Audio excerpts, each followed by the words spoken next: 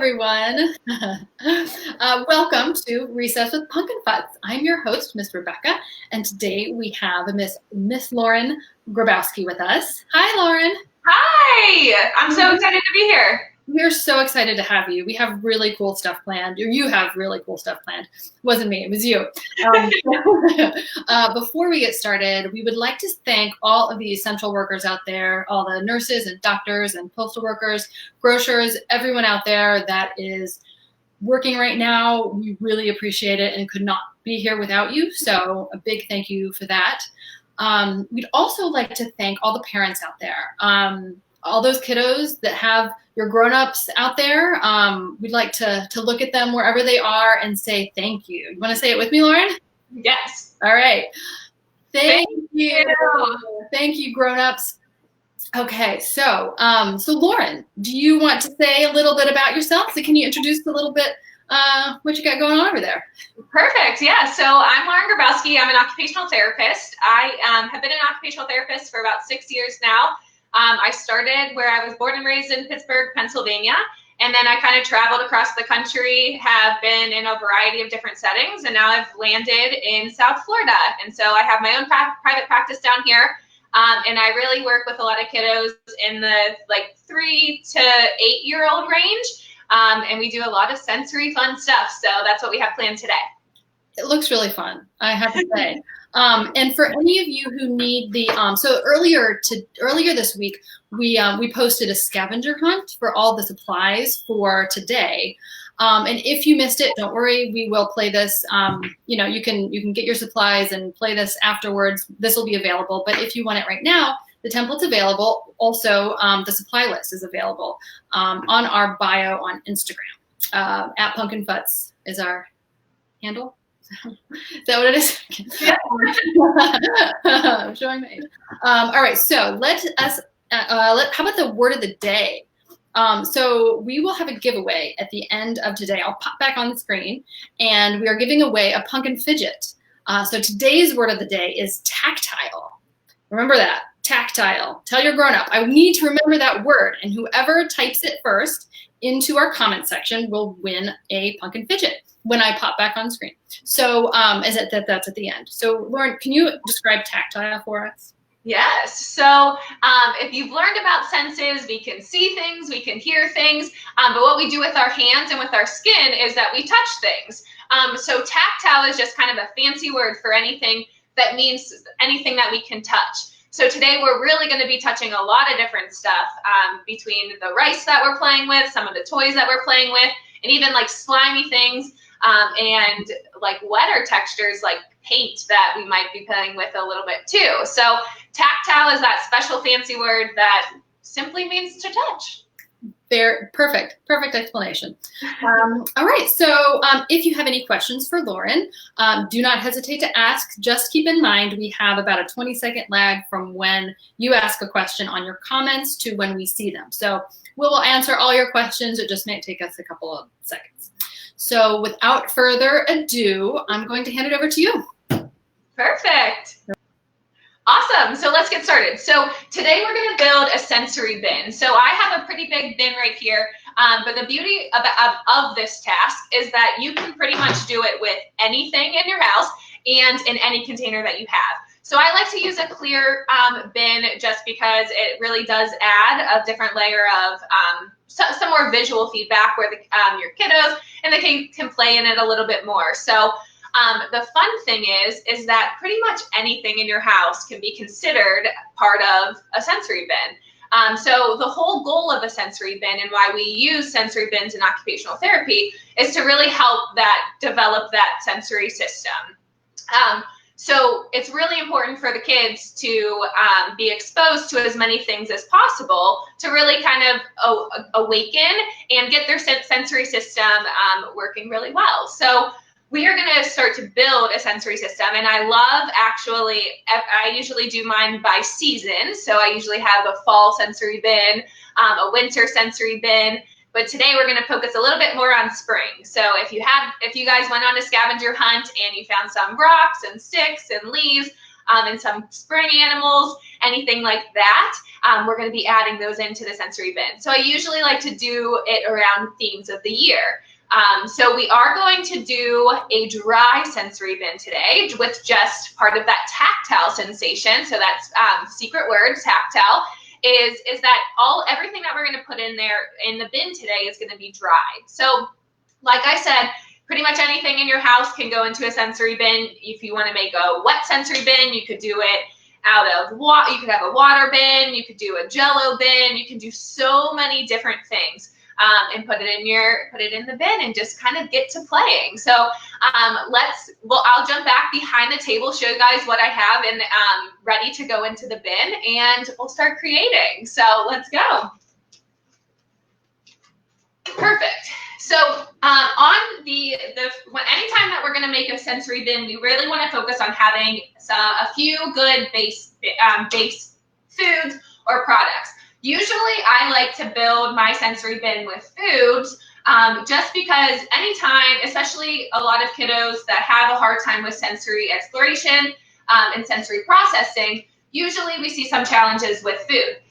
So this is a great way to introduce different food textures, different foods in general, and it really helps the kids get comfortable with the different food types from a tactile perspective, from playing with it first before we actually require our body to consume it. So this is a great way to introduce new foods without the pressure of actually needing to eat it. So I usually I'm gonna start off my sensory bin with rice today.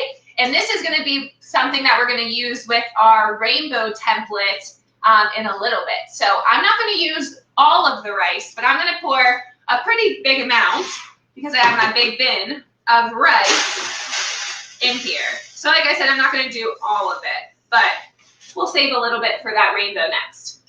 So I'm going to put that in, and you can already, all the kiddos, if you want to reach your hand in and play with it, you can make a rice waterfall. You can start to explore, feel how kind of grainy that feels.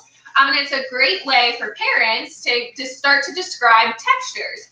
And start to really increase their language around, or increase your kiddos' language around different textures and different words for that tactile system. So next, I always like to add some color.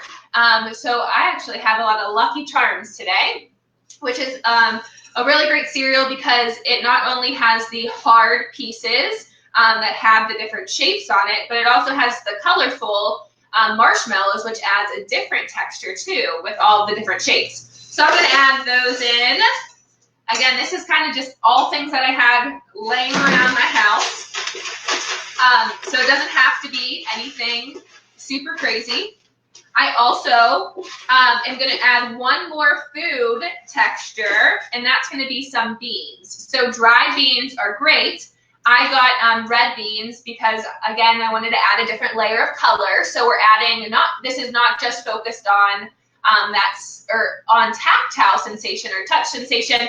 We want to add some color and get those other sensory systems involved. So this is a great way to increase that visual system and add some more color into it. So we'll add those in.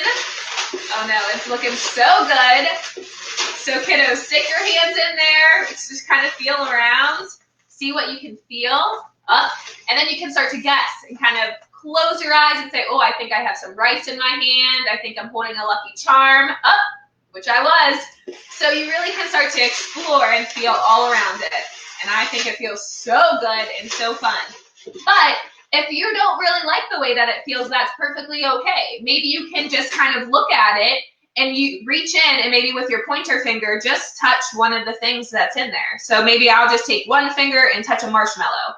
And then maybe I'll take one finger and touch a bean. So you don't have to dive right into it. It's perfectly fine if you just want to kind of slowly explore instead of putting your whole hand in there and starting to play with it. So you got to kind of trust yourself and see if you want to dive in or take it slow. So here's where we have all of our base done. So this is the base. These are kind of those foods that create those different lower layers of the base of our sensory bin. Now this is where the fun really starts to happen. Now you can add pretty much anything that you would like. You can add some toys, you can add marbles and beans and pom-poms. You can add little clothespins, so you can start to go on a little scavenger hunt inside the bin and pinch things out.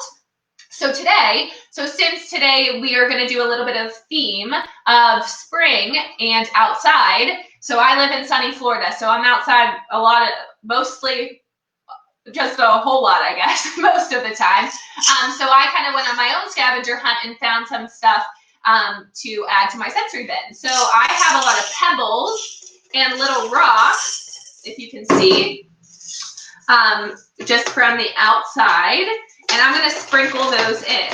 So it gets really tricky because those rocks are very similar in color into the rice. So I really have to use my tactile sensation or my touch to figure out, oh, am I touching a rock, or am I touching the rice, or am I touching the cereal, because they have pretty similar color. So I really kind of have to be really particular and really use my pinchers to see what we're actually touching. Okay, now let's see what else we have. I have some pebbles. Well, not pebbles. I have some kind of like marbles, and these are really pretty. I didn't find these outside, but these are really fun to play with because they're such a pretty, pretty blue color. So I'm going to use these and kind of sprinkle them in. So if you get your next thing that you're going to add in and sprinkle it in with me, and you can kind of make a waterfall with your fingers. It's a really great way to also work on some fine motor stuff and manipulation with the hand. So I'll get some more and put them in. Nice work. Okay. 2 more things to add. So let's mix it all around. If your kiddo is having a little hard time actually reaching into the bin, this is a great time that you can even pull out a big spoon and have them mix it up using a spoon, so they're not actually having to stick their hand in there, but they can use a spoon to really mix that. So they still get a lot of that visual feedback. They're still kind of getting the different smells, and that will help increase their willingness to start to hopefully dig in there eventually. Okay. So I also have some bark. So I thought this was really pretty because this is a really nice red color, and this is a little spiky. So we have to be a little careful. So this is a different tactile sensation. So this feels really, really different than, let's see, my smooth bead or my smooth pebble. So this is a really, really different sensation, and it's hard. It's really tough to break, and some parts of it are a little spiky. So you have to be a little careful. So I'm going to add some of this in here. Again, we're adding a lot of different colors, which is really fun. So I have some sticks in here too. We just make a big mess. It's the best way to be. Live life a little messy, right? Perfect. So I'm just going to mix that all up in there. Look at all those colors and all those different textures in there. So that's something that's really, really fun and a great way to really start exploring. So I also have some fun little animals that I love to play with.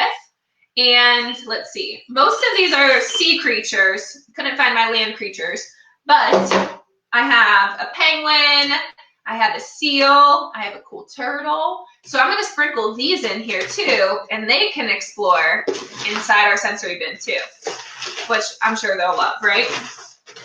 So when you mix it all around, you made yourself a sensory bin. So you did it. All the kids, all the parents, you just built yourself a sensory bin. Super quick, super easy, and all things that you can find inside your house, which is really fun.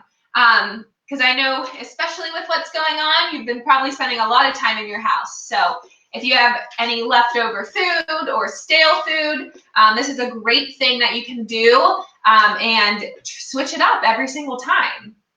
So once we build this, the possibilities are so endless. So not only can you go on a little scavenger hunt, I usually like to take a little piece of paper and write down, find like 5 animals, find 3 rocks, find to beads. You can write down a list of different items and go on a little scavenger hunt. So just like you went on a scavenger hunt outside, you can go on a scavenger hunt inside. Wait, let me see. Would you ever add water? So yes, so absolutely. Water is a different type of bin, or not a different type of bin. I wouldn't add water to this simply because I have like cereal in here, so it might be it will make it a little bit soggy. But today we're focusing on a dry sensory bin, but you absolutely can do a wet sensory bin and do water. You could do Jello. Sometimes I do pudding. I've also done you can do like kinetic sand and add some water to that and kind of make it a little bit more watery almost. So this is simply a dry sensory bin, and this is usually a good place to start with a lot of kiddos because it's not as intimidating. Sometimes it can be really intimidating and challenging for some of those more wet textures. Or things like pudding or shaving cream. Sometimes that can be really challenging. So having a dry one first and seeing how that goes is a great way to start. But you absolutely can use water and kind of go from there. You also can start to really develop play skills. Sorry. So you can also start to develop play skills. So adding those animals or cars is a great way in there. You can start to kind of teach and play with communication between the different items, which is really fun. And then I also do a lot of scooping. So in the world of occupational therapy, we love to put everything into functional terms. So how does this help us and live life to the fullest? So how is something like this going to help us in our everyday life, even no matter what age you are, right? So this helps our body on so many levels, but it also can help with our functional skills too. So I like to usually use a regular spoon. You could use a shovel and a bucket, but again, we like functional things. So this is a great way for your kiddo and your kiddo to work on scooping and eating and mealtime stuff, because you can take a regular spoon and a little bowl and start to scoop and see how much you can get into the bowl, which is really fun. And then if they want, they can make a big, large waterfall.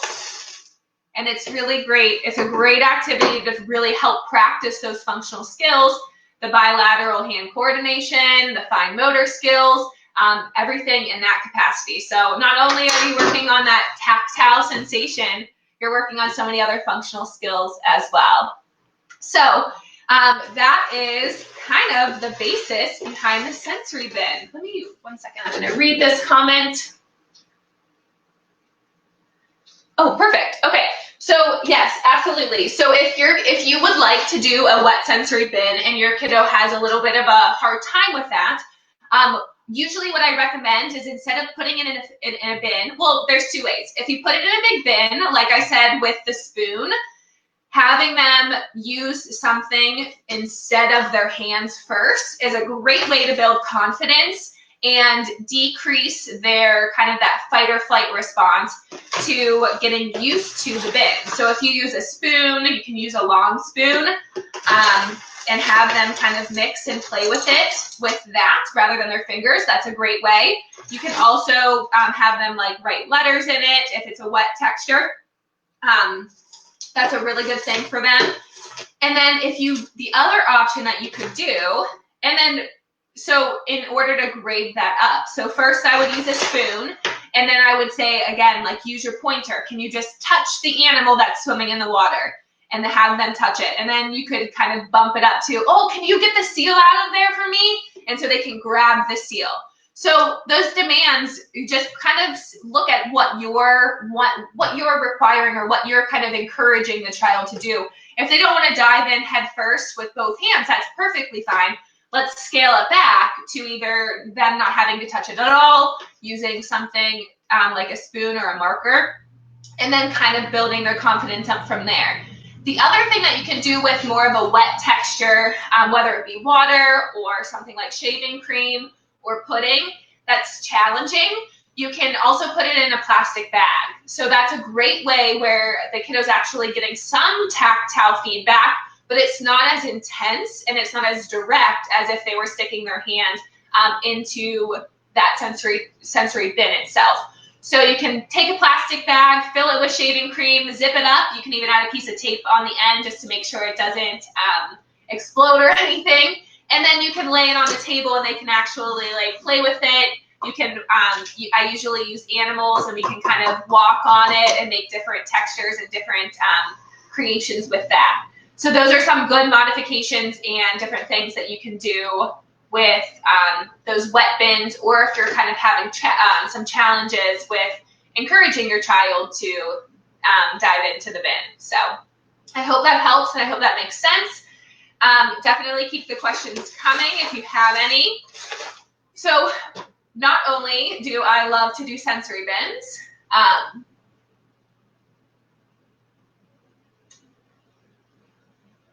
oh, perfect. So what age? Sorry, this is a little bit far.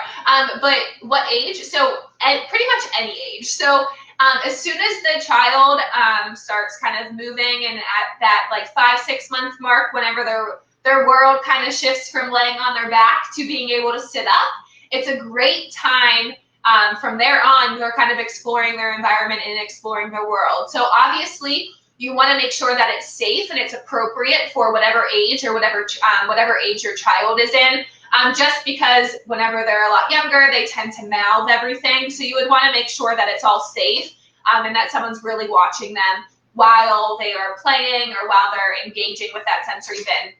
But like I said before, our bodies, sometimes the easiest response or sometimes the easiest sensory feedback that we can get is from tactile. So before our body can really consume anything or really make sense of a lot of things, our body can process it better if we touch it. So it's always a good thing to have your child explore things via touch prior to requiring them to like eat it or manipulate it or do something functional with it. We really want to give them the opportunity to explore it and touch it and feel it and get a little bit more comfortable with it. So pretty much any age can really, if you're doing it safely and just keeping an eye on them, any age would benefit from a sensory bin. And as you can tell, you can, as I said, you can make it so many different ways. You can do a Valentine's Day one, you can do anything.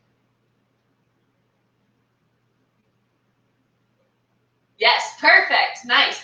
I'm just gonna jump real quick over and show you really quick what you can do with this sensory bin. So if you want to take it one step further, something that you can do is I made this rainbow for you. And all you have to do with your kiddo is you can take some glue and you can go on the outside of that rainbow, put some glue inside the line. So if you have a little bit older of a kiddo that is working on some of those school-based tasks of gluing and painting and cutting or like kindergarten readiness, this is a really great thing. So now you take it a little bit further. So you can either use the rice that you have left over, or you can have your child scoop up some rice and see if they can pull out some of the beans and some of the rocks that they pull out. So this is really great for fine motor skills. And if they pull all the beans out, then they can sprinkle this on the paper and start to decorate their rice rainbow. So I'm going to use this one just in case. It gets a little messy, but like I said, we love making messes. It's part of life, right? We can always clean up.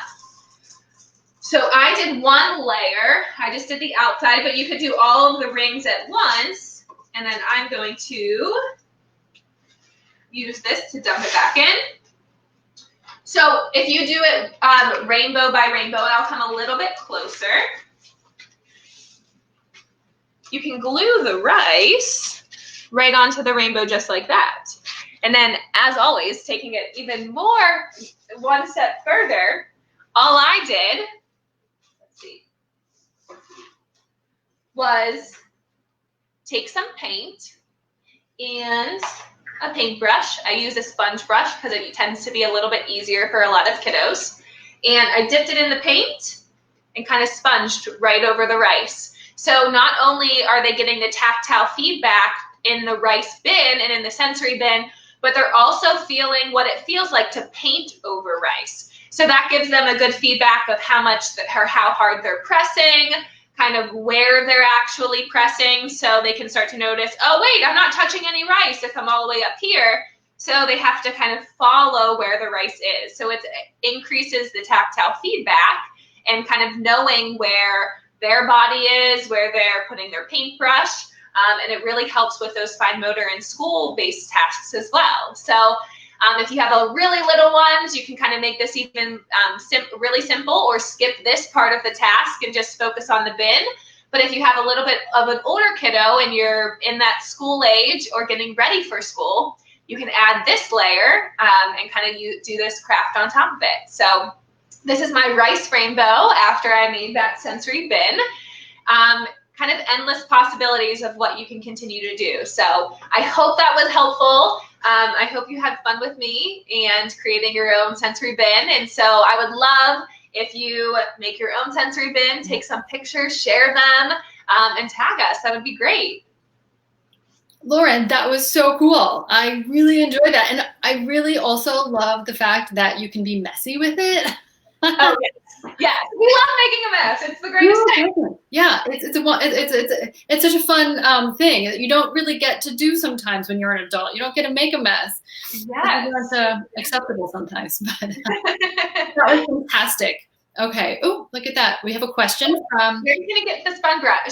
Honestly, most places have those. So if you just go into the craft aisle, whether it be like a Walgreens or like a local convenience store, wherever, even if they have a little bit of craft supplies, sometimes the grocery stores have them. Usually they come in a pack of regular paintbrushes for kids. So a lot of companies have both of them in one pack. So you can kind of check out your local store where you can get any craft like paper, scissors, crayons, and they should have them in the pack.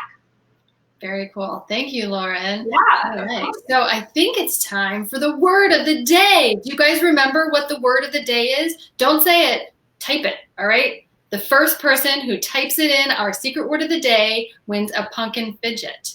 So we will we'll keep talking and we'll wait for somebody to type in. How's that, Lauren? Perfect. Yeah. Any other questions? Any other things? It doesn't look like we've got any other questions right now. We'll keep an eye on it. So if we wanted to contact you, how would we do that?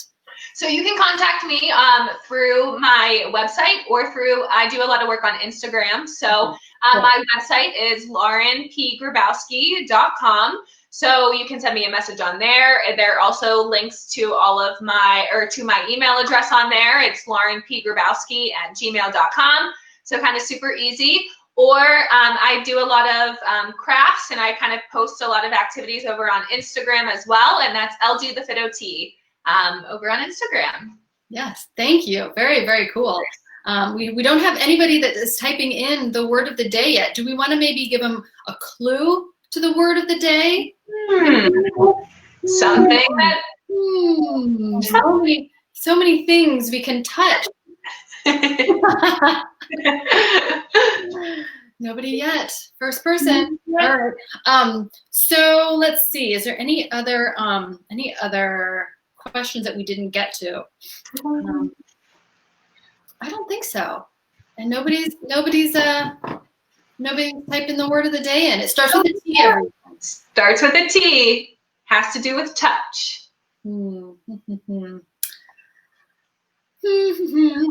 right. Well, I guess maybe nobody wins our pumpkin fidget. Oh no! We can maybe we'll. All right. Nobody wins our pumpkin fidget unless you do it by the end of the time that I introduce who's next week. So next week is a very cool special guest we've got. It's Making Music with Mr. B, also known as Matt Brundrett. He's a very cool drummer in LA. So we've got a very cool musical guest on. He's going to teach a little bit about communication and music, and there's going to be some cool surprises for you. So that sounds whoa, look at that.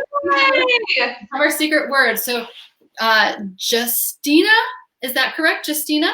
Thank you. You've won our pumpkin fidget for this week. We'll reach out to you and get your information and get that in the mail to you.